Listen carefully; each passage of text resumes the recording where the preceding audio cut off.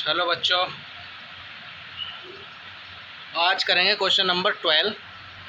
और ये क्वेश्चन कोई भी बच्चा नहीं छोड़ेगा, ये सब बच्चों से मेरी दरख्वास्त है, क्योंकि ये क्वेश्चन बहुत बहुत इम्पोर्टेंट है, वेरी नेसेसरी इट इज़। क्योंकि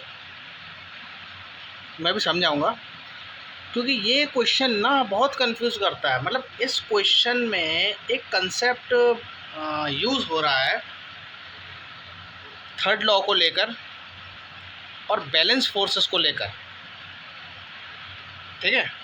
थर्ड लॉ को लेकर और बैलेंस फोर्सेस को लेकर यहाँ पर क्या हुआ है, यहाँ पर थर्ड लॉ के कंसेप्ट को इक्वल बता दिया गया है बैलेंस फोर्स से।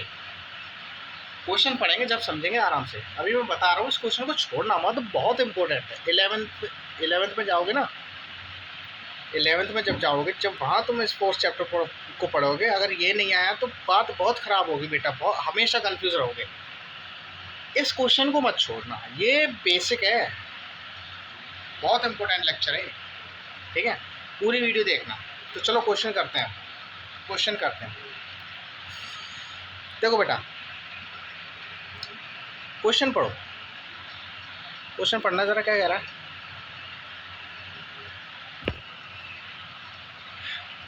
According to third law of motion, when we push on an object, the object push us back in the same force with the same force. If the object is a massive truck parked along the roadside, it will probably not move. A student justify this answering that the two opposite and equal forces cancel each other. Comment on this logic and explain why the truck doesn't move. Question समझो पहले। Question कह रहा है बेटा, question ये कह रहा है हमारा कि थर्ड लॉ के हिसाब से जब हम किसी बॉडी पर फोर्स लगाते हैं, थर्ड लॉ के हिसाब से जब हम किसी बॉडी पर फोर्स लगाते हैं तो वो बॉडी भी हम पर विपरीत दिशा में हम पर फोर्स लगाती है। ये चीज़ पता है कि नहीं? ये चीज़ पता है कि नहीं? अरे देखो ये बताता हूँ।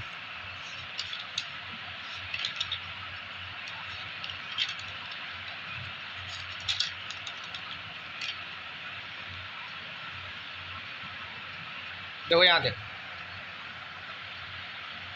देखो थर्ड लॉ हमारा क्या कहता है बेटा? थर्ड लॉ मैंने पढ़ा है ना। थर्ड लॉ कहता है कि देखो, अगर जैसे कि कोई बॉडी है, ठीक है, बॉक्स है बेटा, बॉक्स है, ठीक है, बॉक्स है, कार्डबोर्ड का बॉक्स है, ठीक है। तो थर्ड लॉ हमसे ये कहता है कि जब हम इस पर कोई फोर्स लगाते हैं ना, मान के चलो ये मैं हूँ, मैंने इस पर फोर्स लगाई, ओके, मैंने इस पर फोर्स लगाई, इसे मैंने क्या किया, मैंने इस बॉक्स को पुश किया इस डायरेक्शन में, यानी कि एक तरह से फोर्स लगा दी। पुश और पुल को ही तो फोर्स कहते हैं। तो ये ऑब्जेक्ट भी मुझ पर उतने ही फोर्स लगा देगा, ये ऑब्जेक्ट भी मुझ पर सेम टाइप की फोर्स लगा देगा। मान के चलो हमने 10 न्यूटन की फोर्स लगाई थी, तो बॉक्स भी 10 न्यूटन की लगा देगा। ऐसा ही तो होता है थर्ड लॉ, ऐसे ही तो कहता है थर्ड लॉ। तो मुझे ये बताओ अगर मेरे पास कोई ट्रक रखा हुआ है, ट्रक, बहुत बड़ा ट्रक है, ये ट्रक, ठीक है, या फिर ये कोई गाड़ी, ठीक है, ये ट्रक खड़ा हुआ है, ठीक है, ये खड़ा हुआ है बेटा, ये ट्रक जो है ये खड़ा हुआ है। अब इस ट्रक पर मैंने क्या किया, इस पर फोर्स लगाई इस डायरेक्शन में एफ से, तो बदले में ये ट्रक भी मुझ पर फोर्स लगाएगा। बोलो सही है? इस दिशा में मैंने इस दिशा में लगाई एफ से, इसने भी एफ से लगाई, लेकिन अपोजिट डायरेक्शन में, है ना। जब हम किसी बॉडी पर फोर्स लगाते हैं तो वो बॉडी भी हम पर फोर्स लगाती है, ठीक है। तो क्या ये ट्रक हल जाएगा? बताओ, क्या ये अपनी जगह से डिस्प्लेस हो जाएगा? ऑब्वियस सी बात है, नहीं होगा। अरे सीधी सी बात है, नहीं होगा ये डिस्प्लेस। अरे ट्रक को भाई मैं कोई खिसका थोड़ी ना दूंगा, अगर वो खड़ा है तो मैं ट्रक को खिसका थोड़ी दूंगा। अच्छा ठीक है, तो ये खिसक क्यों नहीं रहा है, खिसक क्यों नहीं रहा है? तो एक बच्चे ने, मतलब जो क्वेश्चन हमें दिया है ना, उस क्वेश्चन को बता रहा हूँ मैं। अब हम क्वेश्चन पे आ गए हैं, क्वेश्चन पे आ गए हम, ठीक है। तो वो बच्चा ये कह रहा है, बच्चा ये कह रहा है कि सर आपने इस पे फोर्स लगाई, इसने आप पे फोर्स लगाई, ठीक है। तो पता है सर, ये जो ट्रक है ना, ये आगे इसीलिए नहीं खिसका क्योंकि दोनों इक्वल एंड अपोजिट फोर्सेस हैं, ठीक है। दोनों इक्वल एंड अपोजिट फोर्सेस हैं, और इक्वल एंड अपोजिट फोर्सेस जब लगती है ना तो नेट फोर्स ज़ीरो आती है। इक्वल एंड अपोजिट फोर्सेस जब लगती है तो नेट फोर्स ज़ीरो आती है, मतलब कि ये दोनों फोर्सेस कैंसिल हो जाती हैं, जिसकी वजह से कोई फोर्स ही नहीं रहती, और फोर्स नहीं रहेगी तो ट्रक मूव होगा ही क्यों। उस बच्चे ने ऐसे बोला है, उस बच्चे ने ऐसे बोला है, ठीक है। हमसे क्वेश्चन क्या पूछा है, हमें ये एक ट्रक दे दिया गया है कि भैया एक ट्रक खड़ा है, ये एक ट्रक खड़ा है, और इस पर अगर हम फोर्स लगाते हैं तो ये ट्रक मूव नहीं कर रहा। तो इस बात पर एक बच्चे ने जवाब दिया कि सर ये मूव इसीलिए नहीं कर रहा क्योंकि दोनों इक्वल एंड अपोजिट फोर्सेस हैं, और इक्वल एंड अपोजिट फोर्सेस जब होती है तो नेट फोर्स ज़ीरो होती है, और नेट फोर्स अगर ज़ीरो हो गई इसका मतलब फोर्स है ही नहीं, तो ट्रक मूव करेगा ही क्यों जब उस पर फोर्स ही ज़ीरो लग रही है, तो मतलब कि फोर्स लग ही नहीं रही है ना। बच्चे ने क्या बोला, जैसे अगर कोई इक्वल एंड अपोजिट फोर्सेस होती है ना, जैसे यहाँ से 10 न्यूटन की लगा दी फोर्स, है ना, और यहाँ से भी 10 न्यूटन की फोर्स लग रही हो, ठीक है, दोनों ऐसे करके लग रही हो इक्वल एंड अपोजिट, तो ये बॉडी अपनी जगह से हलेगी नहीं, ये बॉडी अपनी जगह से हलेगी नहीं। सही बात है, क्योंकि अगर मैं इस पर टोटल फोर्स निकालूँ, अगर मैं नेट फोर्स निकालूँ तो नेट फोर्स क्या आ जाएगी, माइनस करके, है ना, तो नेट फोर्स आएगी ज़ीरो। नेट फोर्स ज़ीरो आने का मतलब है इस बॉडी पर ओवरऑल कोई फोर्स लग ही नहीं रही है, टोटल फोर्स मिला जुला के लग ही नहीं रही है, लग ही नहीं रही है तो मूव ही क्यों करेगा, है ना, क्योंकि इस पर बैलेंस फोर्स लग रही है। बैलेंस फोर्स क्योंकि इक्वल एंड अपोजिट फोर्सेस हैं, देखो इक्वल है, मैग्नीट्यूड में इक्वल है और डायरेक्शन में अपोजिट है। यही बात यहीं से इस बच्चे ने रिलेट करके इस कंसेप्ट में लगा दी कि सर ऐसा हुआ है कि यहाँ पर भी दोनों इक्वल एंड अपोजिट फोर्सेस हैं, मतलब मान के चलो यहाँ से 5 न्यूटन की लगाई और इसने भी 5 न्यूटन की लगा दी हम पर, तो दोनों फोर्सेस पता है क्या हो गई सर, दोनों फोर्सेस सर कैंसिल हो गई, 5 - 5 दोनों कैंसिल हो गए और ज़ीरो आ गया आंसर। इसीलिए सर ये ट्रक हला नहीं अपनी जगह से, बात समझे। तो अब हमें ये बताना है क्या इस बच्चे ने सही कहा, क्या इस बच्चे ने सही कहा है या गलत कहा है। बच्चे ने क्या किया है, थर्ड लॉ को और बैलेंस फोर्स के कंसेप्ट को इक्वल कर दिया है, इक्वल कर दिया है। क्या ऐसा हो रहा है क्या, बताओ, क्या बच्चे ने ठीक कहा है? इस बच्चे ने बिल्कुल गलत बात कही है, कारण ये नहीं है, इस बच्चे ने बिल्कुल गलत बात कही है बेटा। फोर्सेस कैंसिल जब होती हैं जब एक ही बॉडी पर दो इक्वल एंड अपोजिट फोर्सेस लग रही हैं। इक्वल एंड अपोजिट फोर्स, देखो फोर्सेस कैंसिल जब होती हैं जब एक ही बॉडी पर दो लग रही हों। ये एक ही बॉडी है ना, देखो ये एक ही बॉडी, अब इस एक ही बॉडी पर एक फोर्स ये लग रही है, ये फोर्स भी इस बॉडी पे लग रही है, और एक फोर्स ये लग रही है, ये फोर्स भी इस बॉडी पे लग रही है, यानी एक ही बॉडी पर दो दो फोर्स लग रही हैं। लेकिन थर्ड लॉ में क्या होता है, थर्ड लॉ और बैलेंस फोर्स के कंसेप्ट को लोग एक साथ समझते हैं, लेकिन इसमें क्या है, मुझे एक बात बताओ, मुझे एक बात बताओ, मैंने इस पर फोर्स लगाई, मैंने इस गाड़ी पर फोर्स लगाई और इस गाड़ी ने मुझ पर फोर्स लगाई, तो क्या ये एक्शन और रिएक्शन, देखो यहाँ पे देखो, इसने इस पर फोर्स लगाई, इसने इस पर फोर्स लगाई, ये भी इक्वल एंड अपोजिट फोर्सेस हैं, और इसने इस पर फोर्स लगाई, इसने इस पर फोर्स लगाई, ये भी इक्वल एंड अपोजिट फोर्सेस हैं।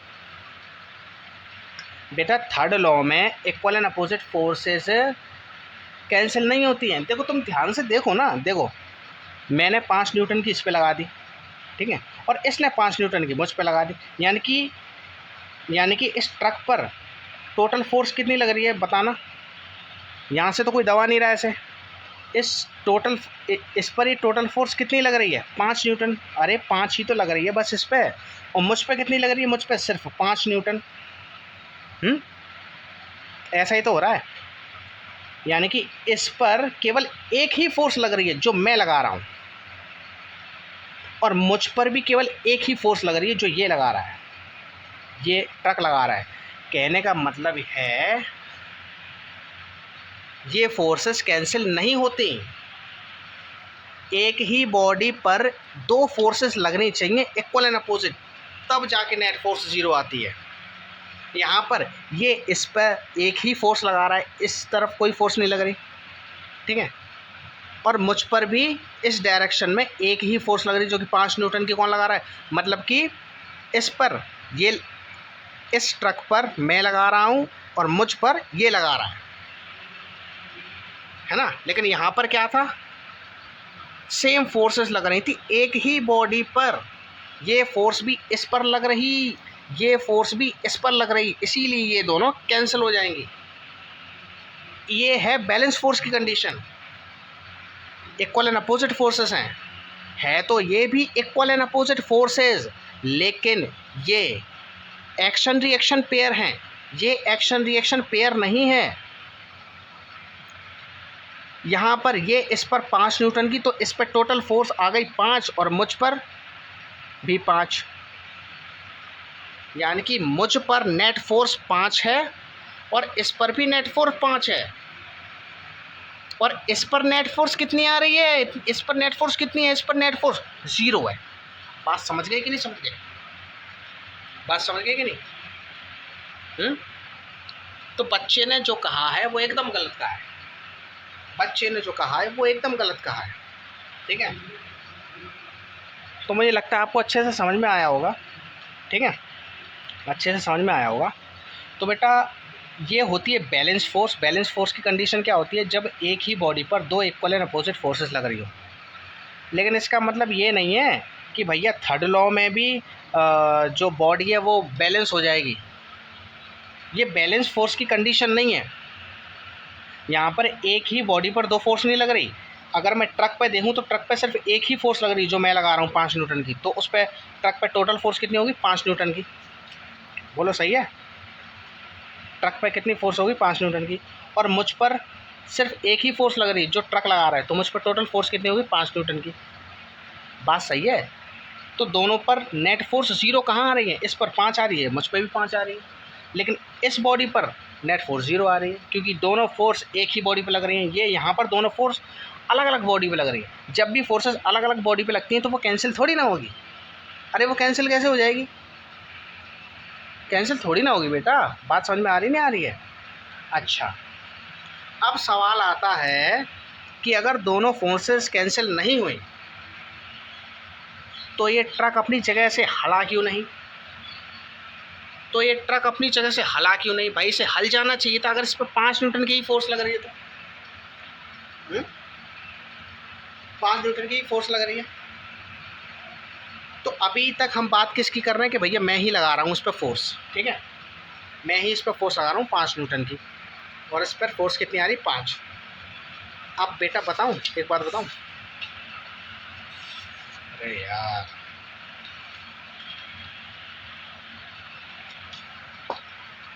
ये ट्रक हमारा, ठीक है,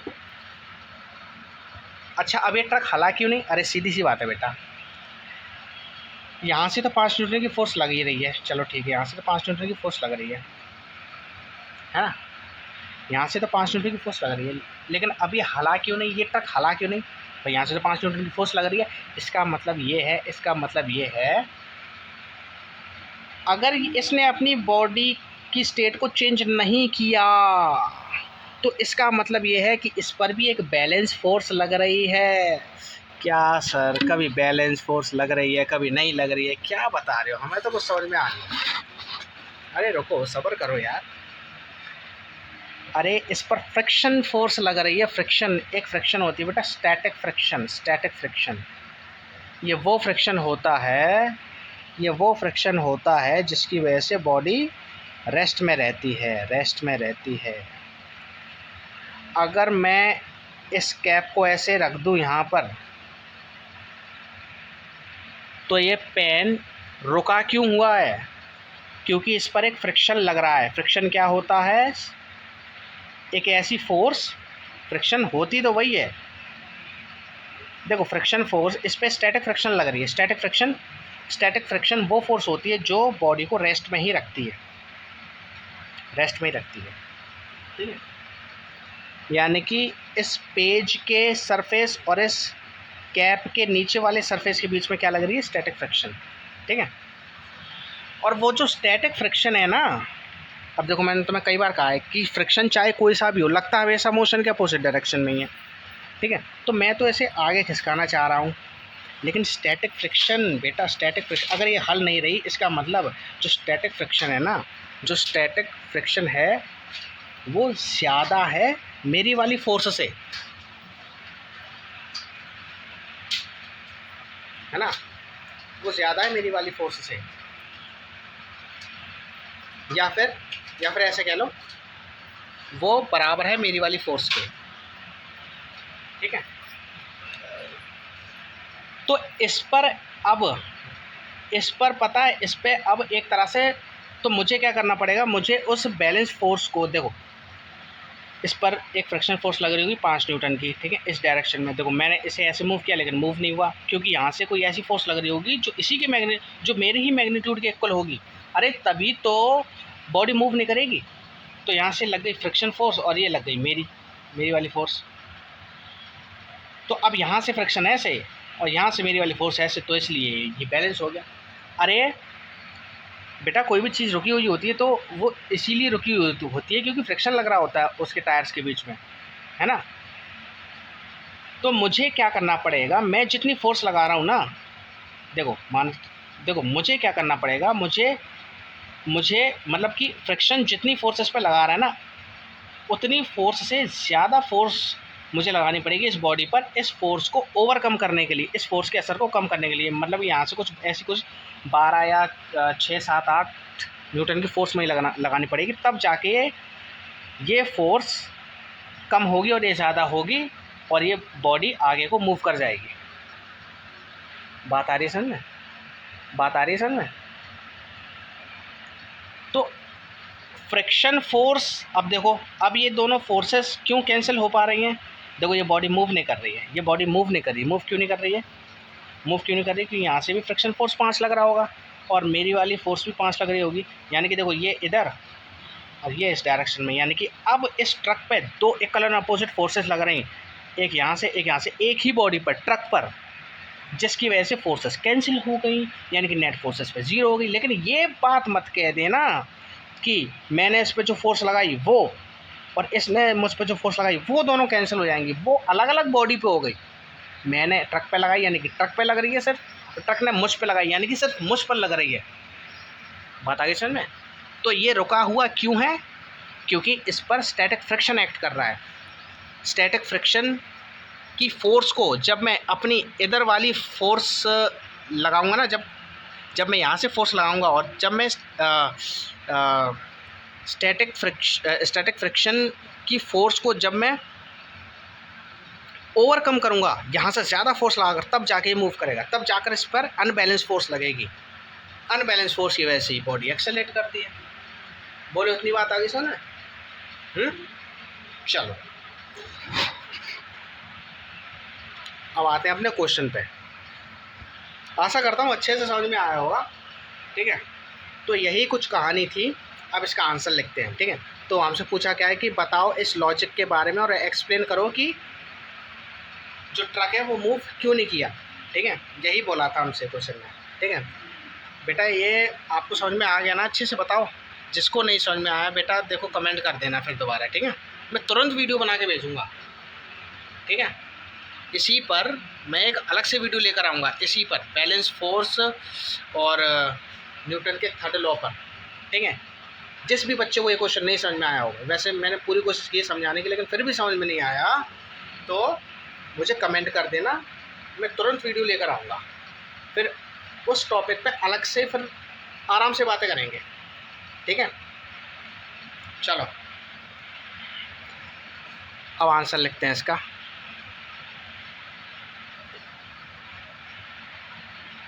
आंसर लिखेंगे बेटा। आंसर क्या होगा? हम कहेंगे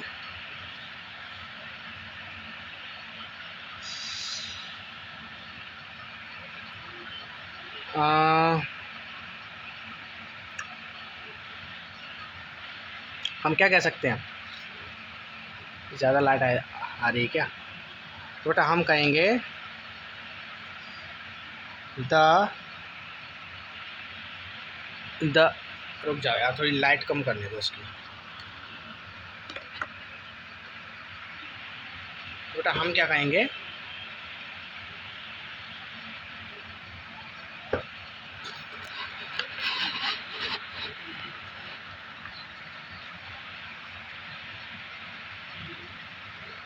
The statement given by the student is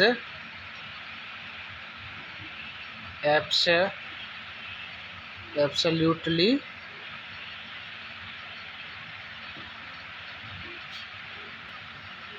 the statement given by the student is absolutely right? नहीं, इनकरेक्ट। अच्छा, इसका कारण हम क्या लिखेंगे?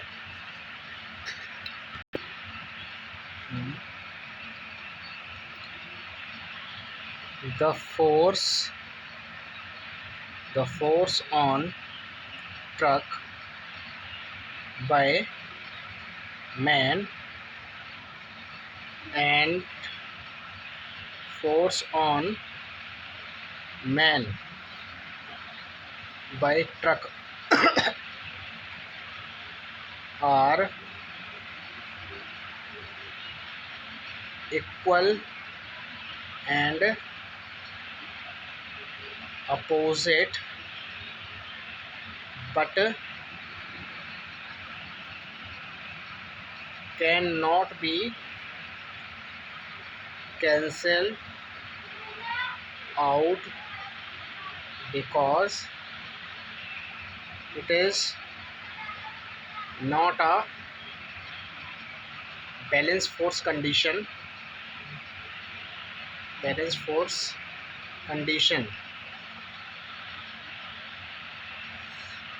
These are action reaction pairs,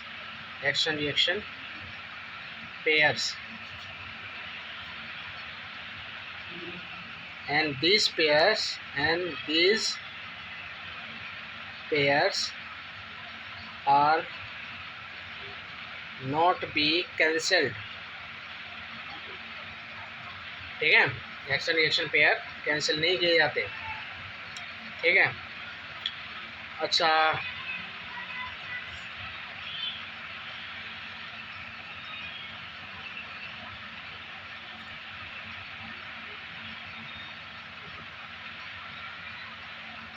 forces are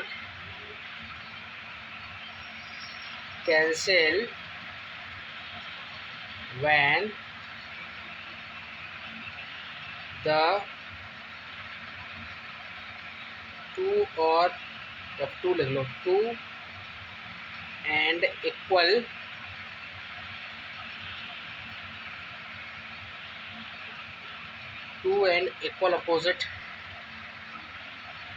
opposite forces acts on a same body। ठीक है, ये इतनी बात हो गई। अब ट्रक मूव क्यों नहीं किया, उसके लिए थोड़ा सा और आगे देख लो। Due to the static friction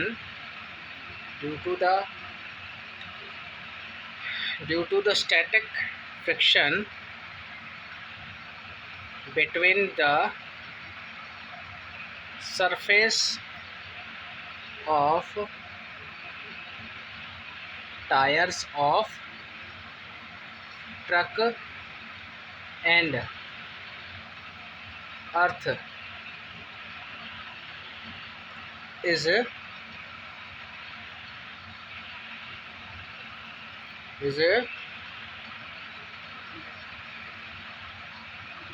equal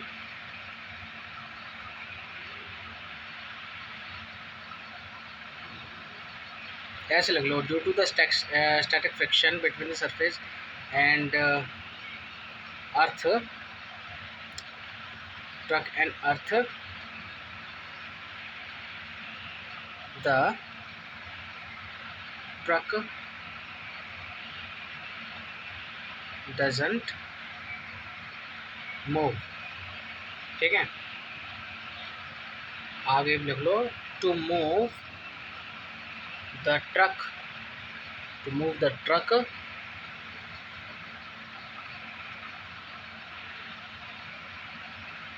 a man will have to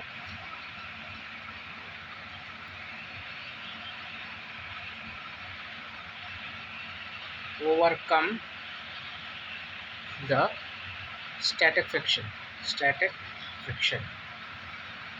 ठीक है बेटा, ये हो गया आपका पूरा आंसर बेटा। ठीक है, तो इस आंसर को आप अच्छे से देख लीजिए। ठीक है,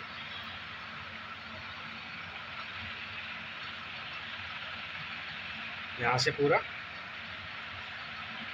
तो क्या किया बेटा, मैंने क्या लिखा है, मैंने लिखा है the statement given by the student is absolutely incorrect. बच्चे ने एकदम गलत बोला था। ठीक है, उसके बाद क्या लिखा है, the force on truck by a man and force on a man by truck are equal and opposite but can not be cancel out because it is not a balance force. ठीक है, जो force truck पे लगाई man ने और जो truck ने लगाई मैन पर, वो इक्वल एंड अपोजिट फोर्सेस तो थी, लेकिन ये कैंसिल नहीं हो सकती क्योंकि ये बैलेंस फोर्स कंडीशन नहीं थी।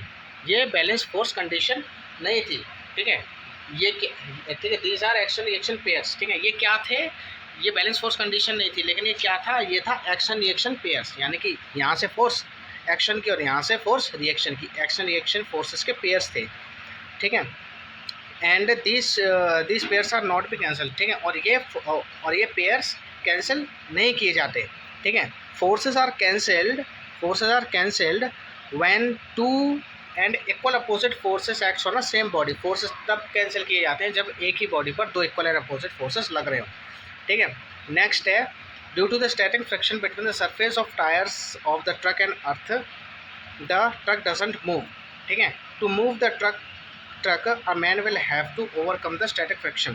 ठीक है, फिर मैंने बताया कि गाड़ी के टायर और अर्थ के सरफेस के बीच में स्टैटिक फ्रिक्शन होने के कारण ट्रक जो है वो मूव नहीं किया। अगर हम चाहते हैं कि ट्रक मूव करे तो हमें सबसे पहले स्टैटिक फ्रिक्शन को ओवरकम करना पड़ेगा। ओवरकम मतलब कि ऐसी फोर्स लगानी जिससे कि स्टैटिक फ्रिक्शन की वैल्यू कम हो जाए और हमारे द्वारा फोर्स लगाई गई वो ज़्यादा हो जाए। ठीक है बेटा, बहुत इंपॉर्टेंट वीडियो है ये, देख लेना। इसे किसी को न समझ में आया हो और ये कंसेप्ट तो भाई बता देना, फिर से मेहनत कर लेंगे तुम लोगों के लिए यार। और किस लिए बैठे हैं यार। ठीक है बेटा, आंसर देख लेना पूरा अच्छी तरह से।